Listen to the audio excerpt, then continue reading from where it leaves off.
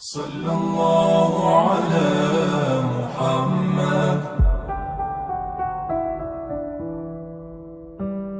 ایک بات بڑی ضروری ہے، وہ میں نے آپ سے ضرور کرنی ہے۔ ایک آیت ہے قرآن پاک کی سورۃ بقرہ پہلا سپارہ آیت نمبر 120۔ اللہ تعالیٰ نے ایک حد بیان کر دی، فرمایا وَلَن تَرْضَىٰ عَنْكَ الْيَهُودُ وَلَا النَّصَارَىٰ حَتَّىٰ تَتَّبِعَ مِلَّتَهُمْ۔ فرمایا یہ یہودی اور عیسائی تم سے ہرگز راضی نہیں ہوں گے۔ یہ قرآن ہے اور سادہ ترجمہ تفسیر کی بھی ضرورت نہیں۔ یہ معاہدے کر لیں، محبت کے وعدے کر لیں، یہ تم سے راضی نہیں ہوں گے۔ کب راضی ہوں گے؟ حتی تتبع ملتہم، یہاں تک کہ تم ان کے دین کی پیروی کرنے لگ جاؤ۔ میرا جب پہلی دفعہ پاسپورٹ بنا تو میں نے سارا پڑھا، کتابیں پڑھنے کا شوق تھا شروع سے۔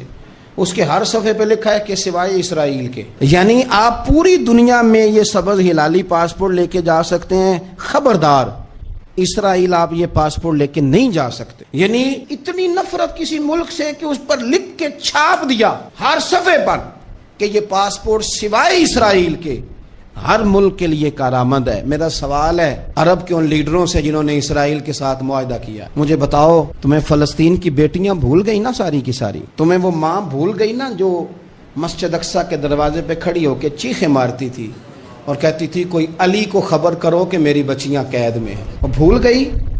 تمہیں وہ بہن بھول گئی نا جس پر شراب کی بوتل انڈیلتے تھے اسرائیل کے فوجی؟ وہ آپ کو ابھی بھی ویڈیو مل جائے گی۔ وہ انڈیلتے تھے شراب کی بوتل، اسے پکڑتے تھے، دست درازی کرتے تھے، اور وہ بیٹی کہتی تھی یا رحمت للعالم۔ بھول گیا تمہیں وہ سارا کچھ؟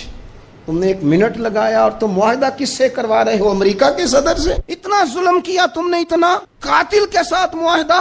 کیا سمجھتے ہو فلسطین والوں کا کوئی والی وارث نہیں؟ سنو، میرے رسول کریم صلی اللہ علیہ وسلم نے فرمایا میرا کوئی مالدار امتی دنیا سے چلا جائے، پیسے جائیدادیں چھوڑ کے، نبی پاک صلی اللہ علیہ وسلم نے فرمایا مسلمان ایک جسد واحد کی طرح، ایک جسم کی طرح، ایک حصہ تکلیف میں ہو تو دوسرا اس کی درد محسوس کرتا ہے۔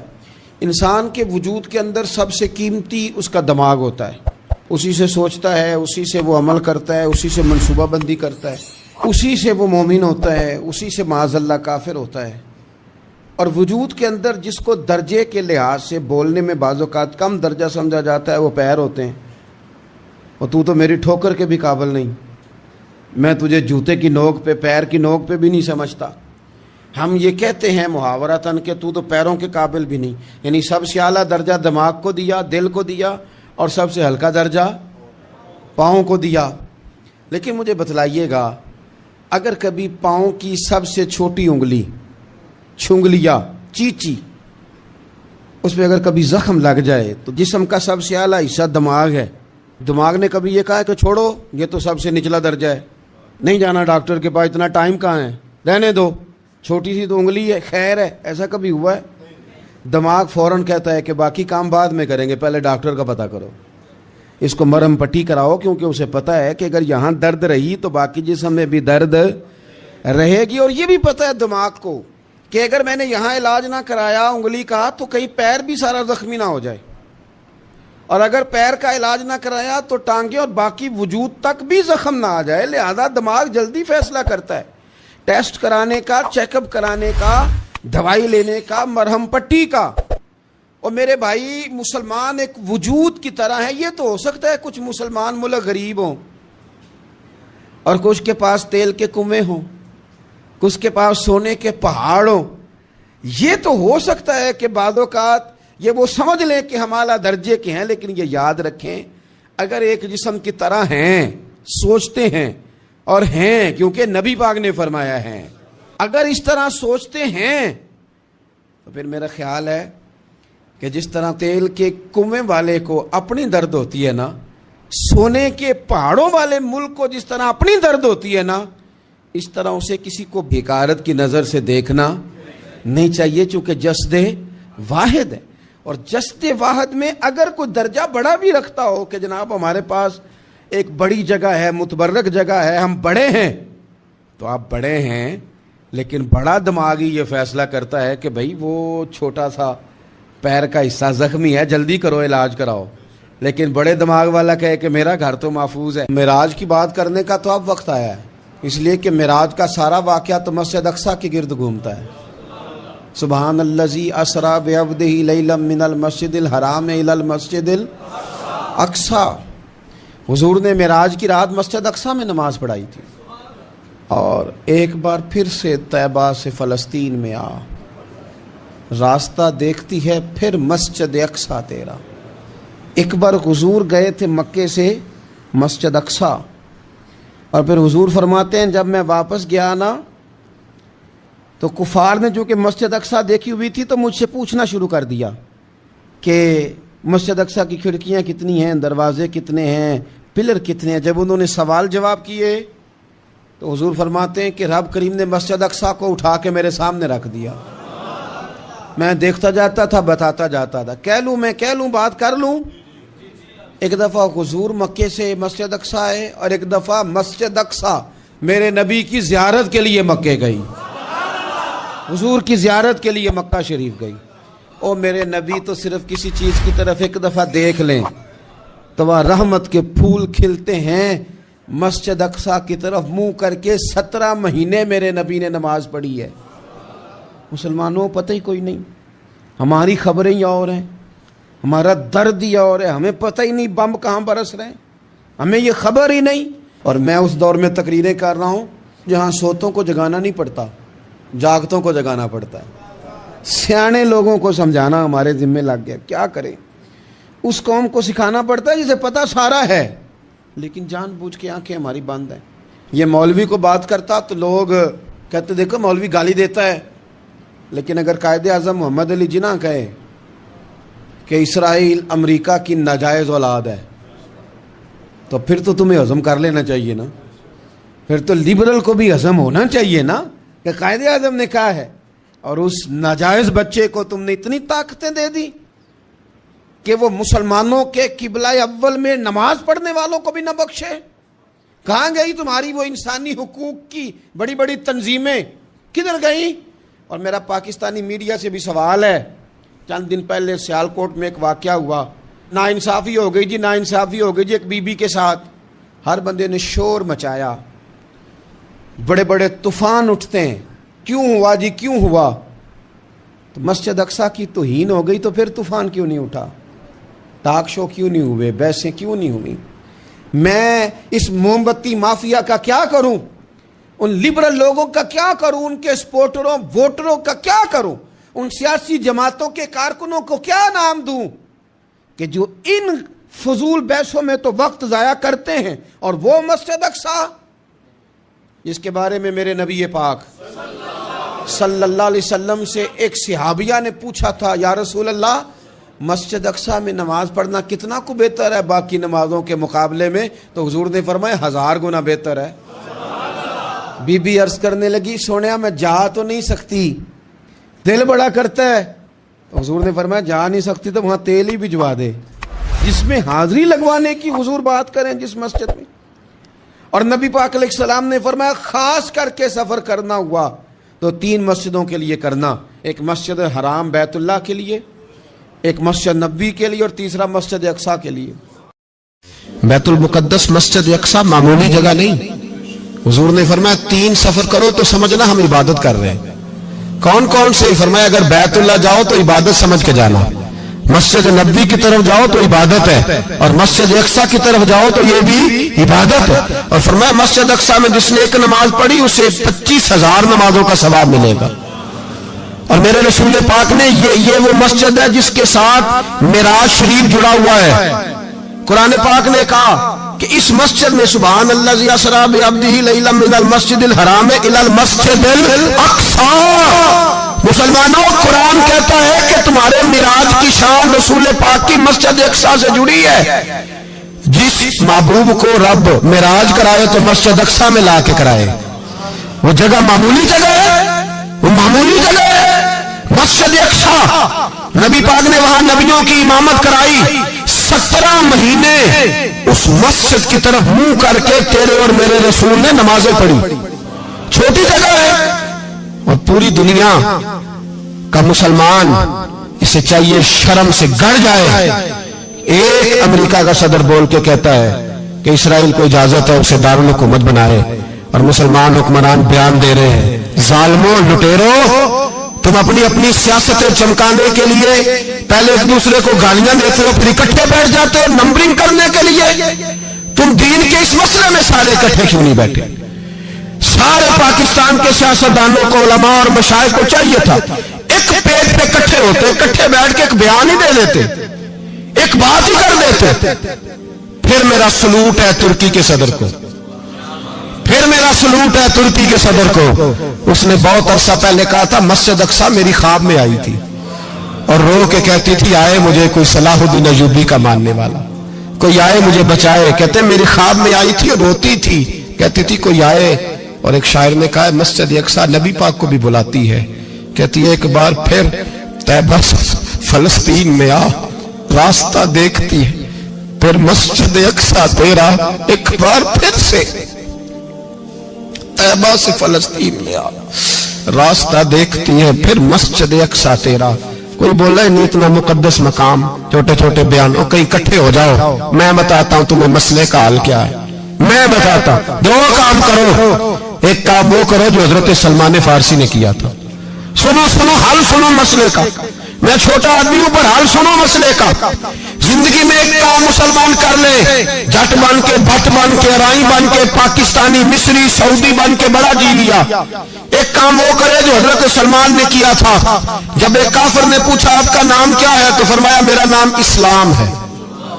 बोलिए सारे मेरा नाम। कहा तुम्हारे बाप का नाम, फरमाया इस्लाम। दादा का नाम, का इस्लाम। परदादा का नाम, बाजू तेरा तौहीद की कुव्वत से कमी है, इस्लाम तेरा देश है तो मुस्तफवी है। एक काम वो करो जो हजरत सलमान ने किया था।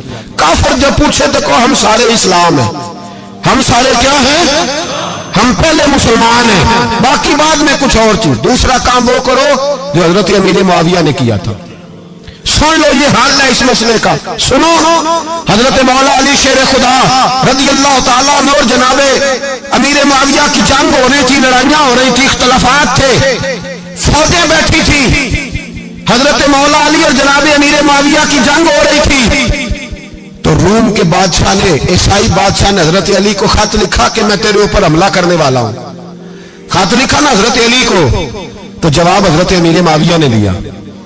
चाहिए था ना मौला अली जवाब देते, हजरत अमीर मुआविया बोले और बोल के कहने लगे और रूम के कुत्ते, हम घर में जितना मर्जी लड़े, ये ना समझना तू अली पे हमला करेगा तो मैं तमाशा देखूंगा। फरमाया तो अली पे हमला कर तो सही, अली सिपा सलार होगा और अमीर मुआविया उसका सिपाही होगा।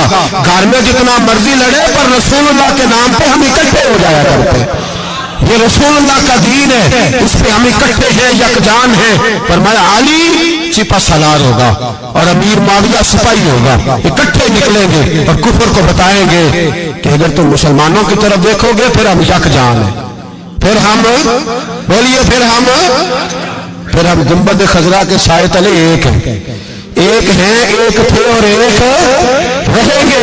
इसलिए ये दो काम अगर मुसलमान करे, दो काम ठीक है, इख्तलाफ हो गए, बड़ा कुछ हो गया, लेकिन उनसे कहें कि जब तुम आओगे तो फिर हमें लहदा लहदा नहीं पाओगे, फिर हमें तुम इकट्ठे पाओगे, इकट्ठे मैदान में निकलेंगे। और कोई इतनी लंबी चौड़ी बात नहीं, मैं क्या करूं, मेरा तो आइडियल बनता जा रहा है तैयब उर्दगान। अजीब बात है ना कि उसके पास एटमी ताकत आपसे कमजोर है, आपकी तगड़ी है। उसके पास जो फौजी ताकतें हैं वो अपनी जगह पर, आपकी फौजी ताकतों का लोहा मानती है दुनिया। लेकिन फिर मुझे कहने दो ना, मैदान में बंदा एटमी ताकत से नहीं लड़ता, ईमान की कुव्वत से लड़ता है। और बोल उठा है ना, क्या कर लिया उसने अपनी पार्लियामेंट से खिताब किया है, मुतालबा है, उलमा से गुजारिश है, मशाइख से गुजारिश है, हर मकतबा फिक्र के आदमी से गुजारिश है, उलमा और सियासतदानों से अपील है कि पार्लियामेंट का मुश्तरका इजलास बुलाएं, मुश्तरका, उसमें हर सियासी जमात का लीडर बैठे और इकट्ठे बैठ के उनको ये मैसेज दे कि बाजू तेरा तौहीद की कुव्वत से कवी है, इस्लाम तेरा देश है तू मुस्तफी। और उनको बताएं कि हजारों कौमें वजूद में आई, दहर में खुश्क तर के रिश्ते से हमने बुनियाद दोस्ती रखी, याद खैरुल बशर के रिश्ते से। मुसलमान ही नहीं होता। सलाहुद्दीन अय्यूबी अपने खैमे में बैठे तो एक बीबी आ गई, उस कबीले का कोई शख्स मुसलमान नहीं होता। बीबी आई, आगे कहने लगी मेरे 4 बेटे जंग में खो गए, छोटे छोटे बच्चे, جنگ میں کھو گیا مل نہیں رہے، فوجیوں کو حکم دے مجھے میرے بچے تلاش کر کے دیں۔ صلاح الدین ایوبی نے جھٹ پٹ سر پہ امامہ باندھا، نیزہ پکڑا، سینے بند باندھا، اپنے جبے کو سمیٹا اور باہر کہنے لگی تو کدھر جا رہا ہے؟ کہنے لگا میں خود تیرے بچے تلاش کر کے دوں گا۔ صلاح الدین چند سپاہی ساتھ گلی گلی نکلے، گلی گلی فجر کے نکلے، اثر ہو گئی، تھک گئے، 2 نمازیں صحرا میں پڑھی، جنگل کے اندر پہنچے تو ایک کونے میں 4 بچے ایک جگہ ڈرے اور سہمے ہوئے بیٹھے ملے۔ صلاح الدین ایوبی اٹھا کے لائے، ماں کو کہنے لگے تیرے بچے ہیں۔ نکلا اس لیے تھا کہ میرے نبی نے فرمایا بچے جدا ہوں تو ماں کو درد بڑا ہوتا ہے، اور میرے رسول نے فرمایا تھا جب جنگ کرنے جاؤ تو کھیت برباد نہ کرنا، فصلیں تباہ نہ کرنا، بچوں کو ماں سے جدا نہ کرنا۔ فرمایا میں سوچ رہا تھا تیرے بچے کہیں میری وجہ سے جدا ہو گئے تو مصطفیٰ کو جواب کیا دینا؟ فرمایا تیرے بچے ڈھونڈ کے لایا ہوں۔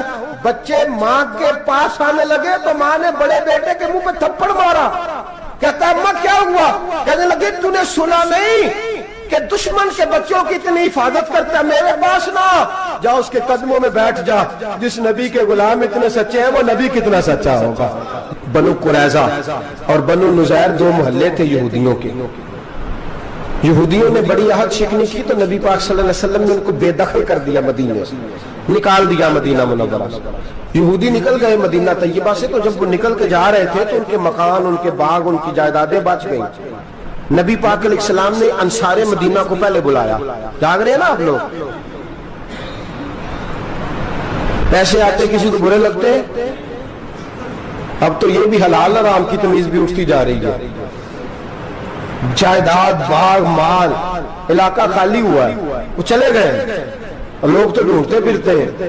اللہ خیر فرمائے، شاملہ جگہ ملتی نہیں ان شہروں میں، وہ کس کس نے نام کرا لی، کدھر گئی ہے کوئی خبر ہی نہیں، خالی جگہ پڑی ہے۔ میرے نبی پاک علیہ السلام نے پہلے انصار مدینہ کو بلایا، حضور نے فرمایا انصاریوں بہت بڑی جائیدادیں یہودیوں کی، بنو نذیر اور بنو قریظہ محلے خالی ہو گئے، میرا دل کرتا ہے وہ تمہیں دے دوں، اس لیے کہ تم نے اپنے مہاجر بھائیوں کے ساتھ بڑا تعاون کیا، جائیدادیں تم نے دے دی ہیں، مکانات دے دیے ہیں، بڑا کچھ تم نے دیا ہے، میرا دل کرتا ہے وہ تمہارے نام کر دوں۔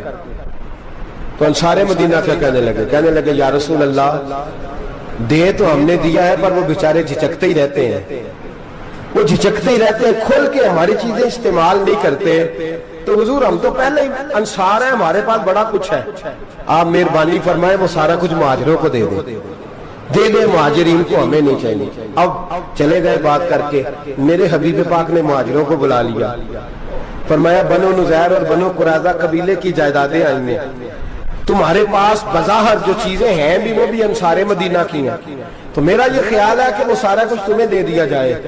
ابو بکر صدیق رضی اللہ تعالیٰ عنہ کہنے لگے یا رسول اللہ صلی اللہ علیہ وسلم ہمارے انصار بھائیوں نے ہمارے لیے دل تک کھول دیے ہیں، حضور انہوں نے ہر چیز بانٹ کے ہمارے سامنے رکھ دی ہے، ہم اتنے خرد غرض ہیں کہ سارا کچھ لپیٹ جائیں۔ کہا حضور ہمارے پاس جو مکان ہے وہ ہے، ہم کاروبار کر رہے ہیں، تجارتیں کر رہے ہیں، مزدوریاں کر رہے ہیں، ہم انشاءاللہ اور بنا دیں گے، آپ یہ ہماری طرف سے ہمارے انصار بھائیوں کو گفٹ کر دیں، آپ انہیں دے دیں۔ میرے حبیب کی آنکھوں میں آنسو آ گئے، میرے نبی پاک علیہ السلام رو پڑے، یا رسول اللہ آپ کیوں روتے ہیں؟ فرمایا تمہارا یہ بھائی چارہ قائم رہا تو اللہ اسلام کو بڑی قوتیں عطا فرمائے گا، اللہ طاقتیں دے گا اسلام کو، اگر تمہارا یہ رنگ قائم رہا، یہ انداز، میرے غلاموں تمہارے یہ طور طریقے، ایک بھائی کہتا ہے دوسرے کو، دوسرا کہتا ہے تیسرے کو۔ مسلمانوں کی نا ایک تعداد لڑتے لڑتے لڑتے لڑتے دور چلے گئی، تاتاریوں نے قید کر لیا، 4 مسلمان تھے، تبلیغ کرنے گئے، جنگ کرنے گئے، جہاد کرتے کرتے کافروں سے لڑتے لڑتے تاتاری قوم میں چلے گئے، وہاں قید کر لیے گئے تو سزائے موت کا حکم ہوا، 4 بزرگ تھے، سزائے موت کا حکم ہوا تو تاتاری بادشاہ جو تھا وہ بڑا خلاف تھا، بڑا سخت مخالف تھا مسلمانوں کے، اس نے کہا کہ ان کو جب پھانسی دینا نا مسلمانوں کو تو میرے سامنے دینا۔ اب 4 عالم ہیں، 4 صوفی ہیں، سفید داڑیاں، سر پہ امامے، پھانسی کا وقت آیا تو جو پھانسی گھاٹ ہے وہ ایک ہے، چاروں کو اکٹھے پھانسی نہیں ہو سکتی، ایک کو کہا کہ ایک ایک کر کے ان کو پھانسی دو۔ جب پھانسی کا وقت آیا نا تو جو سب سے پیچھے صوفی تھے وہ دوڑ کے آگے آئے، کہنے لگے بادشاہ پہلی باری میری لگا، پہلی.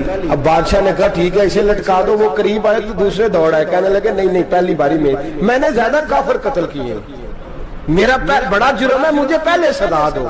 ان کو پھانسی دینے لگے تو تیسرے آ گئے, کہنے لگے نہیں یہ تو میرا قتل کرتا تھا, رستے میں بتایا کرتا تھا, ڈھونڈ کے میں بتلاتا تھا کہ یہاں زیادہ تعداد ہے, مجھے پہلے پھانسی دو. تیسرے کے ساتھ بات ہو رہی تھی تو چوتھا دوڑا آیا, کہنے لگا یہ رستے بتاتا تھا, یہ تبلیغ کرتا تھا, یہ سارا کچھ کرتا تھا, لیکن کہا یہ کہتے کہ چلو واپس چلتے ہیں. میں جانے نہیں دیتا تھا, میں کہتا تھا اور کافر مارنے اور علاقے فتح کرنے, میرا جرم بڑا ہے, مجھے پہلے پھانسی دو.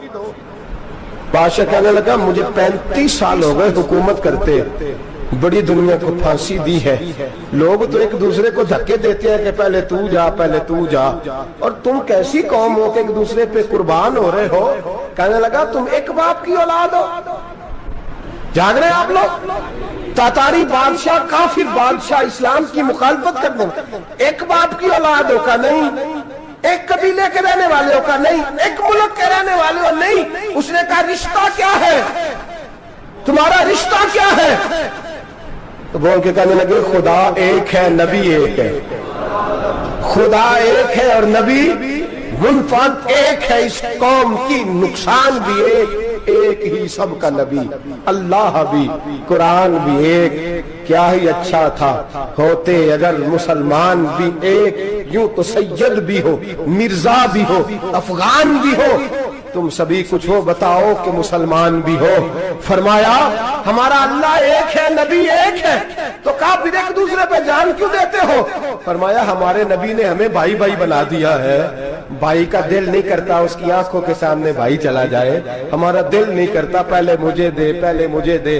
بادشاہ کہنے لگا تمہارا جذبہ مجھے متاثر کر گیا, جاؤ میں تم چاروں کو آزاد کرتا ہوں, تمہیں آزاد کرتا ہوں. میرے دوستو یہ رنگ تھا, دیکھیں نا, یہ اس دھرتی نے نظام دیکھا ہے نا, اس فلک نے پہلی بار دیکھا, اس زمین نے پہلی بار. اور میرے حضرت صاحب فرمایا کرتے تھے زمین تڑپ کے روئی, اس نے پہلی دفعہ دیکھا. احد کا میدان ہے, 3 صحابہ تپتی ہوئی زمین پہ زخموں سے چور چور پڑے ہیں. حضرت انس بن نضر رضی اللہ تعالیٰ عنہ پانی کا پیالہ لے کے پہنچے, ایک زخمی سے کہا تجھے پانی پلانا ہے, تو کہنے لگا میرے زخم تھوڑے ہیں, وہ جو ساتھ پڑا اس کے زخم گہرے ہیں, پہلے اسے پانی پلا دے, جا اسے دے دے. اس کے پاس پہنچے تو وہ کہنے لگا وہ مجھ سے پہلے گرا تھا, اس کا زخم زیادہ گہرا ہے, اسے پانی پلا. تیسرے کے پاس گئے تو کہنے لگا چوتھا تڑپ زیادہ رہا ہے, اس کی عمر زیادہ ہے, میں تو جوان ہوں برداشت کر لوں, بڑھاپے کی وجہ سے نڈھال ہو گیا, پہلے اسے پانی پلا. چوتھا کہنے لگا 5ویں کے پاس جا, 5واں کہنے لگا 6 کے پاس جا. حضرت انس بن نضر کہتے میں رو پڑا, میں نے کہا محمد کے غلاموں, رسول نے تمہیں کیسا جذبہ دے دیا ہے, زبانیں پیاس سے باہر ہے لیکن تمہاری اخوت مرتے دم تک قائم ہے. کہتے میں 7ویں کے پاس گیا تو کہنے لگا اگر 6 قربانی دے سکتے ہیں تو مجھے خود غرض نہ سمجھ, میں نے نہیں پانی پینا, جا پہلے کے پاس لے جا. کہتے میں پہلے کے پاس آیا تو روح پرواز کر گئی, دوسرے کے پاس آیا تو روح پرواز کر گئی, میں 7ویں تک آیا تو انتقال کر گئے. کہتے ہیں پانی کا پیالہ میں نے اٹھایا اور میں نے زمین پہ رکھا تو میں نے کہا پانی گوا رہنا, محمد کے غلام مر تو جاتے ہیں پر ایک دوسرے کا خیال بڑا رکھا کرتے ہیں, گوا رہنا یہ مر جایا کرتے لیکن ایک دوسرے کا درد. میرے دوستو لٹا ہوا برما, روتے ہوئے مسلمان, سسکیاں اور آہیں لیتی ہوئی مائیں پوچھتی ہیں اے خاصا اے خاصان رسول, وقت دعا ہے, امت پہ تیری آ کے عجب وقت پڑا ہے. وہ دین جو بڑی شان سے نکلا تھا وطن سے, پردیس میں وہ دین آج غریب الغربا ہے. فریاد ہے اے کشتی امت کے نگہباں, بیڑا یہ تباہی کے قریب آن لگا ہے. اور کیا خوبصورت جملے کہے تھے کہ نبی پاک صلی اللہ علیہ وسلم نے, حضور نے فرمایا تھا میرا مومن ایک جان کی طرح ہوتا ہے, ایک جان کی طرح ہوتا ہے. ایک کو تکلیف ہو جسم کے ایک حصے کو, سارا حصہ پریشان ہوتا ہے. فرمایا یہ ایک مکان کی طرح ہے, ایک اینٹ دوسری اینٹ کو مضبوط کرتی ہے. فرمایا یہ مضبوط لوگ ہیں, یہ مضبوط لوگ. حضرت عمر فاروق کا زمانہ ہے, ایک آدمی نے سیری بھیج دی ایک گھر میں بطور تحفہ, قحط کا زمانہ تھا, گوشت ملتا نہیں تھا, جانور. ایک آدمی نے سیری بھیج دی ایک آدمی کے گھر میں. اس نے کیا کیا, اس نے اپنی بیوی سے کہا ہماری تو خیر ہے, ساتھ والا پڑوسی زیادہ غریب ہے، ادھر نہ بھیج دے، یہاں گندم امیر شہر کی ہوتی رہی خراب اور بچی کسی فقیر کی فاقوں سے مر گئی، کہا ساتھ والے پڑوسی کے گھر سے میں کئی دنوں سے بھوک کی آوازیں، وہاں بھیج دے۔ اس کے گھر گئی تو اس کی بیوی شوہر کو مشورہ دیتی ہے، کہتی ہے میرے بچے تو دلیر ہے، ساتھ والے کے چھوٹے ہیں، وہ گزارا نہیں، ادھر نہ بھیج دیں۔ ادھر گئی، ایک روایت ہے 7 گھر، ایک روایت ہے 21 گھر، 21 گھروں میں گھومتی ہوئی وہ شریف پھر پہلے کے گھر میں آ گئی، اور پہلا صحابی کہنے لگا صرف تو نے محمد کا کلمہ نہیں پڑھا، باقی 20 نے بھی پڑھا ہوا ہے، صرف تو نے ہی رسول اللہ سے یہ درس نہیں لیا، باقیوں نے بھی لیا ہے، اور صرف تیرے اندر ہی جذبہ اظہار نہیں، تو ہی صرف مسلمانوں سے پیار نہیں کرتی، سارے ہی پیار کرتے ہیں۔ وہ شریف پھر آ گئی، اب کیا کرنا ہے، اب کیا کرنا ہے؟ تو امام نبوی نے لکھا ہے، وہ کہنے لگی کرنا کیا ہے، پکاؤں گی میں اور کھائیں گے 21 گھر، پھر بھی اکیلے نہیں کھائیں گے، پکاؤں گی میں اور کھائیں گے 21 گھروں کے مطابق شوربہ پکا، اور پھر برتن میں ڈال کے وہ بی بی ایک گھر کا دروازہ کھٹکھٹاتی ہے، کہتی ہے مصطفیٰ کے غلاموں نکلو باہر اور کھاؤ، اس لیے کہ جس نبی نے مجھے پیار کا حکم دیا اسی نے تمہیں بھی پیار کرنا سکھایا ہے، یہ رنگ چشم فلک نے سکھایا ہے۔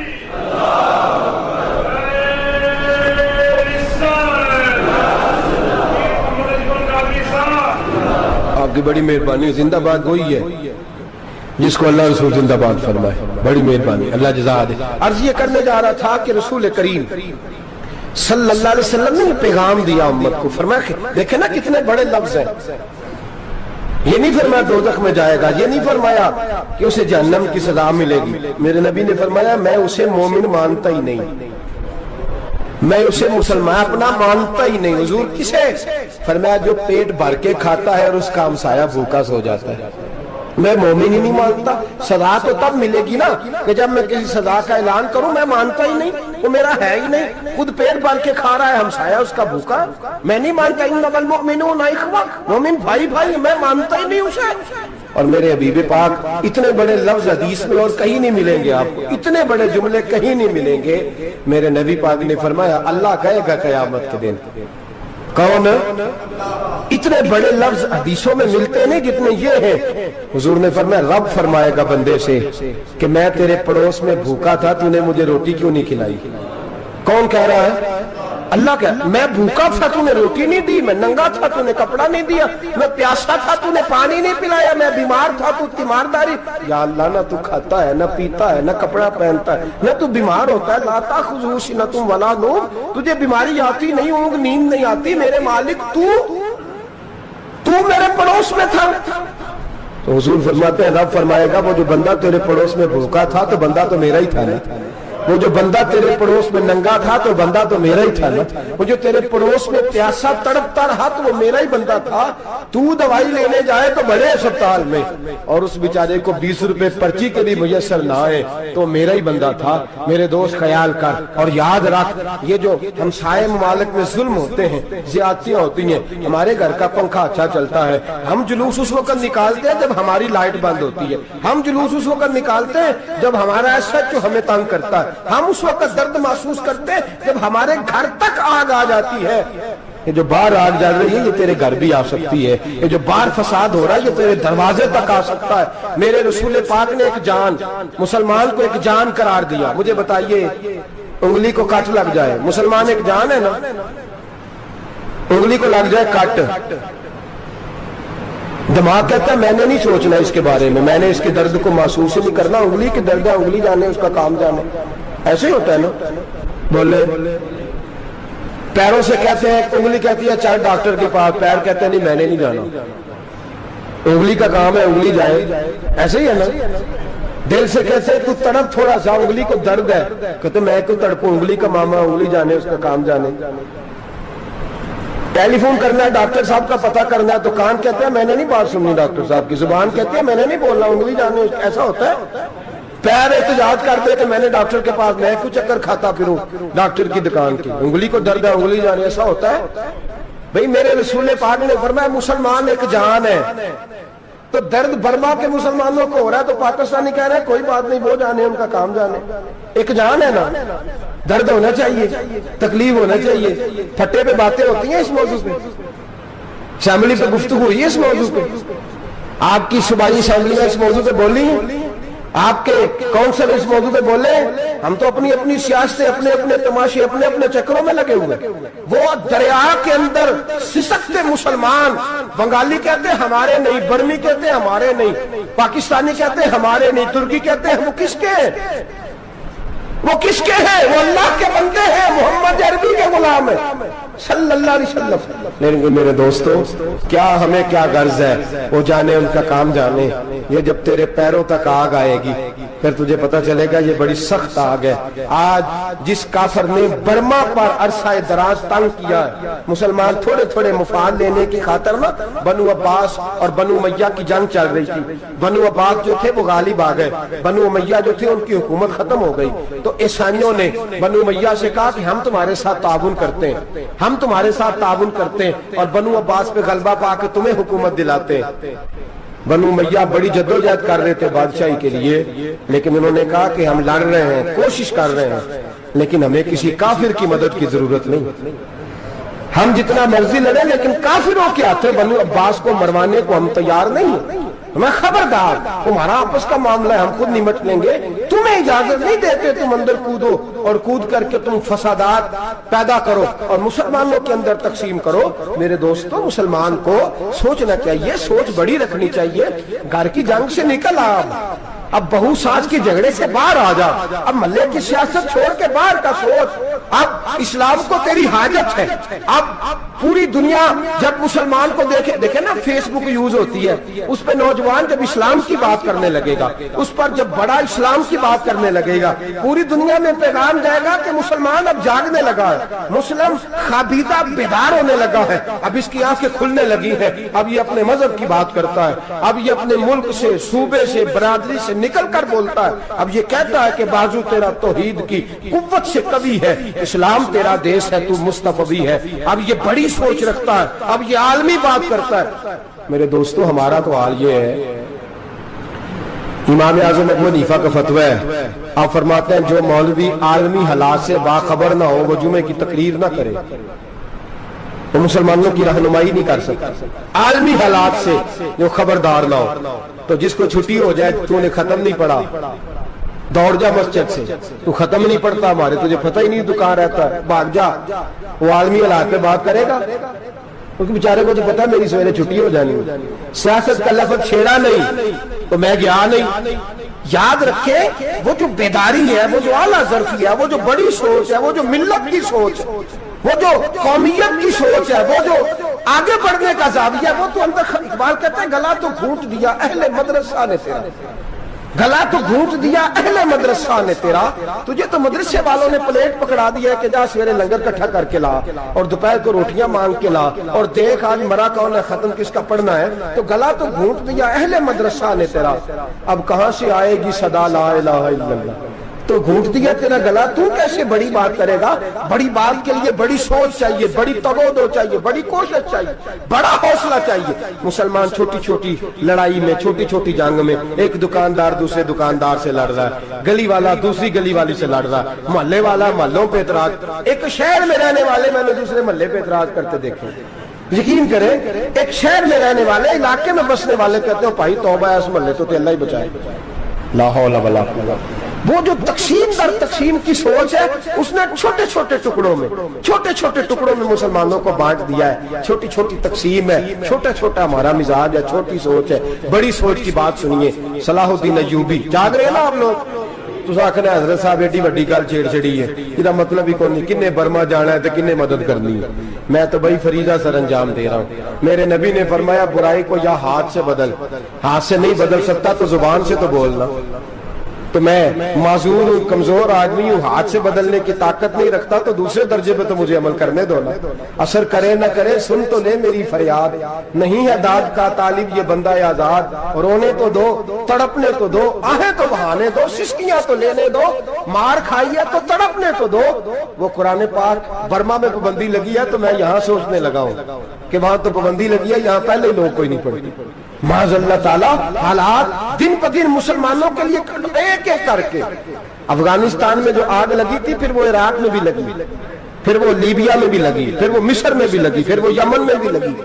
सऊदी अरब में धमाके हुए, मेरा दिल तड़पा है, मुझे परेशानी हुई, मैं बच्चे पास थे, मैं बड़ा डिस्टर्ब हुआ। मैंने कहा यार ये हमारा सबका इजमाई अकीदत का मरकज है, हम कम से कम 1000 इख्तलाफ के बावजूद कहा करते थे कि अरब में अमन है यार, वहाँ सुकून है, वहाँ दुकानें खुली छोड़ के लोग चले जाते हैं, वहां भी फसाद होने लगा, वहां भी आग बढ़ गई है। लेकिन हम सिर्फ छोटी छोटी करके जब आग बुझाने की कोशिश करेंगे उस वक्त आग नहीं बुझेगी। जब हर आदमी अपने प्याले में पानी लेके आएगा, हर शख्स अपने घर की नल चलाएगा, हर शख्स नलका चलाएगा और पानी निकाल के ये आग बुझाएगा, तब ये आग बुझेगी। हर आदमी को किरदार सोच बड़ी करे, नजरिया बड़ा करे, मिल्लत की बात करे, मुसलमान होके सोचे, मुसलमान होके सोचे खुदारा निकले ये घर के झगड़ों से, थोड़ी देर के लिए अपने आप को बड़ा करे, बड़ी सोच आप बनाए। जब दोस्तियां लगाएं, यराने लगाएं, फिर छोटे मोटे हिसाब से बचें। बाबा बुल्ले शाह साहब फरमाते कोरे वर्क किताब नहीं हुंदे,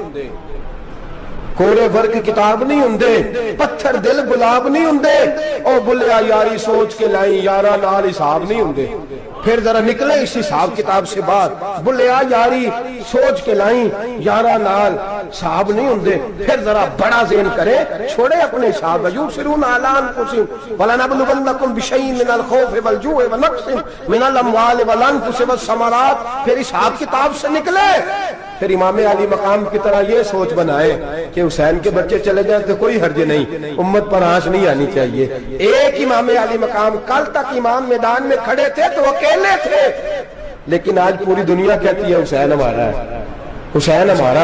आज नजरिया इमाम अली मकाम जिंदा है, तू अकेला है तो खड़ा हो, ये ना कहा कर। छोटी सी मस्जिद है, एक कोना अगर खड़कावा, मौलाना तकरीर कर रहे हैं तो क्या बनेगा, एक आवाज कहीं से गूंजा करती है, फिर उसमें तासीर मेरा अल्लाह पैदा फरमा दिया करता है, फिर उसके अंदर कुव्वत मेरा रब पैदा फरमा दिया करता है, फिर अल्लाह उसमें तासीर पैदा करके 4 दांग आलम में फैला दिया करता है।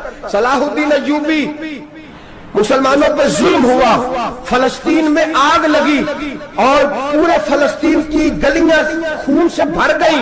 एक दिन के अंदर 70,000 मुसलमान कत्ल हुआ। घोड़ों से सड़कों पे चला नहीं जाता था, घोड़े फिसलते थे, इतना खून था, और कच्ची सड़कें थी, इतना खून था। पहले कच्ची जमीन ने खून पिया, फिर खून उससे बाहर आया, फिर भी इतना सख्त 70,000 आदमी कत्ल हुआ। सलाहुद्दीन अय्यूबी कौन थे? मेरे गौसे आजम जिलानी के मदरसे के तालिब इल्म थे। जामिया निजामिया मदरसा, ये मदरसे हैं जिन्होंने दीन के मुजाहिद पैदा किए, मदारस है इन्होंने दीन के मुजाहिद पैदा करके पूरी दुनिया के अंदर फैलाए हैं। मदारस के अंदर दहशत गर्दी आई, मैं इख्तलाफ नहीं करता, लेकिन अभी भी मदरसे हैं जिन मदरसों से रसूलुल्लाह के दीन का सच्चा दरस दिया जाता है, अमन प्यार और मोहब्बत की फिजा को आम किया जाता है वो मदारस, और इंशाअल्लाह क़यामत की सुबह तक वो मदरसे कायम रहेंगे। सलाहुद्दीन अय्यूबी मदरसे के तालिब इल्म है, मदरसे का, लेकिन मदरसा उसका था जो साथ दरवेश भी था, जो साथ अल्लाह रसूल के अहकामात मोहब्बत के साथ फैलाने वाले गौसे आजम जिलानी का मदरसा था। उस मदरसे का पढ़ने वाला तालिब इल्म, देखे ना, इल्म दीन शहीद कौन था? नाते पढ़ने वाला था ना, खत्म दिलाने वाला था। आमर चीमा शहीद कौन था? नाते पढ़ने वाला था ना। ये नाते वो चीज होती है जो दिलों के अंदर असर पैदा कर देती है, जो नबी पाक की मोहब्बत को परवान चढ़ाती है, और यही चिराग जलेगा तो रोशनी होगी। सलाहुद्दीन अय्यूबी अकेला अपने दोस्तों से कहने लगा मुसलमानों की मदद, चंद सालों में निकलो मदद करें। उन्होंने कहा तेरे निकलने से क्या होगा? कहने लगा मैंने नहीं निकलना, मेरे अल्लाह ने मेरी मदद करनी है, मेरे अल्लाह ने मेरी उठ बांध कमर क्या डरता है, फिर देख खुदा क्या करता है। और मैं मुझे निकलने दे, अल्लाह मेरी मदद करेगा। थोड़ा थोड़ा करके फौज जमा की, कोशिश की। चंद सालों के बाद उसी जगह जहां मुसलमानों का खून बहा था, अल्लाह ने इस्लाम का झंडा फिर से बुलंद कर दिया। सलाहुद्दीन अय्यूबी फातेह बन के मस्जिद अक्सा के दरवाजे पे खड़ा है। चंद साल गुजरे, ईसाइयों का अपना वो जुल्म अभी याद है, और ईसाई सारे लीडर कहते हैं तैयारी कर लो, अब हमारे बच्चे काटे जाएंगे, औरतें बेवा होंगी, गर्दनें कटेंगी, अब देखना जितना खून हमने बहाया था मुसलमान उससे दुगना बहाएंगे। सलाहुद्दीन अय्यूबी घोड़े पे खड़े हैं और पूछते हैं ओ ईसाइयों बताओ तुम्हारे साथ क्या करूं?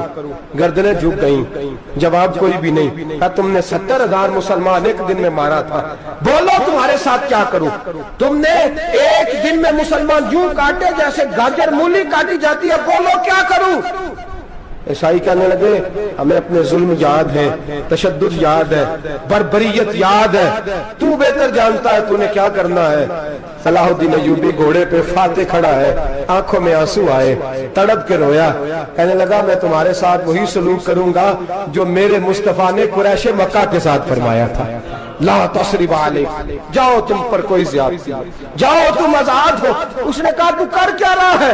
کہنے لگا میں کیا کروں، میں اس محمد کا ماننے والا ہوں جس نے معاف کرنا سکھایا ہے صلی اللہ علیہ وسلم، میرے پیروں میں زنجیر ہے رسول اللہ کی غلامی کی، جاؤ تم آزاد ہو۔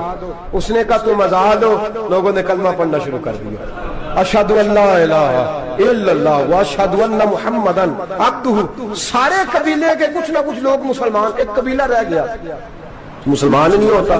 صلاح الدین ایوبی اپنے خیمے میں بیٹھے ہیں تو ایک بی بی آ گئی، اس قبیلے کا کوئی شخص مسلمان نہیں ہوتا۔ بی بی آئی، آگے کہنے لگی میرے 4 بیٹے جنگ میں کھو گئے، چھوٹے چھوٹے بچے جنگ میں کھو گئے، مل نہیں رہے، فوجیوں کو حکم دے مجھے میرے بچے تلاش کر کے دیں۔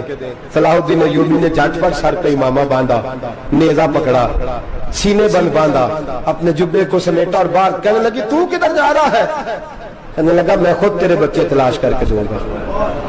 صلاح الدین چند سپاہی ساتھ گلی گلی نکلے، گلی گلی فجر کے نکلے، اثر ہو گئی، تھک گئے، 2 نمازیں صحرا میں پڑھی، جنگل کے اندر پہنچے تو ایک کونے میں 4 بچے ایک جگہ ڈرے اور سہمے ہوئے بیٹھے ملے۔ صلاح الدین ایوبی اٹھا کے لائے، ماں کو کہنے لگے تیرے بچے ہیں۔ نکلا اس لیے تھا کہ میرے نبی نے فرمایا بچے جدا ہوں تو ماں کو درد بڑا ہوتا ہے، اور میرے رسول نے فرمایا تھا جب جنگ کرنے جاؤ تو کھیت برباد نہ کرنا، فصلیں تباہ نہ کرنا، بچوں کو ماں سے جدا نہ کرنا۔ فرمایا میں سوچ رہا تھا تیرے بچے کہیں میری وجہ سے جدا ہو گئے تو مصطفیٰ کو جواب کیا دینا۔ فرمایا تیرے بچے ڈھونڈ کے لایا ہوں۔ بچے ماں کے پاس آنے لگے تو ماں نے بڑے بیٹے کے منہ پہ تھپڑ مارا، کہتا اماں کیا ہوا؟ کہنے لگے تو نے سنا نہیں کہ دشمن کے بچوں کی اتنی حفاظت کرتا ہے، میرے پاس نہ جا، اس کے قدموں میں بیٹھ جا۔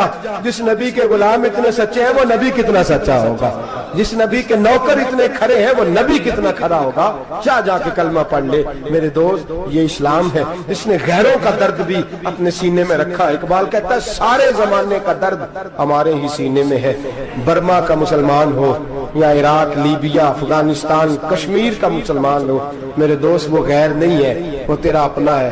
اس کا رنگ نہ دیکھ، اس کی بولی نہ دیکھ، اس کا قبیلہ اور علاقہ نہ دیکھ، دیکھ کہ وہ تیرے رسول کا کلمہ پڑھتا ہے، وہ دیکھ کہ وہ کعبے کی طرف منہ کر کے نماز پڑھتا ہے، دیکھ کہ تیرا اور اس کا نصاب زندگی قرآن ایک ہے۔ میرے دوست کچھ نہیں کر سکتا تو دعا تو کر دیا کر، کچھ نہیں کر سکتا تو التجا تو کر دیا کر۔ اللہ کے حضور یہ تو کہا کر کہ اللہ مسلمان جہاں بھی ہیں تو ان کی مدد فرما، اللہ مسلمان جہاں بھی ہیں تو ان کی غیبی امداد فرما۔ یہ دعا تو میرے دوستوں ضرور کیا کرو، سوچ بڑی کریں، جب بھی آپ بولیں، جب بھی آپ لکھیں، جب بھی کسی سے بات کریں تو بحیثیت مسلمان کے بات کریں، بحیثیت ایک نبی پاک کے غلام کے بات کریں، اپنی زندگی اس انداز میں ترتیب دیں کہ پہلے آپ مسلمان ہیں، اس کے بعد آپ کچھ اور ہیں، پہلے اسلام کی بات کریں، بڑی بات کریں، بڑے حوصلے کی بات کریں، پھر اسلام کو قوت ملے گی، پھر بیداری امت کو نصیب ہوگی۔ اللہ کریم برما کے مسلمانوں کو اپنی رحمت کی ٹھنڈی چھاؤں نصیب فرمائے، ہمیشہ مدحت خیر الانام میں گزرے۔ دعا ہے یہ عمر درود و سلام میں گزرے۔ آخر دعوانا ان الحمدللہ رب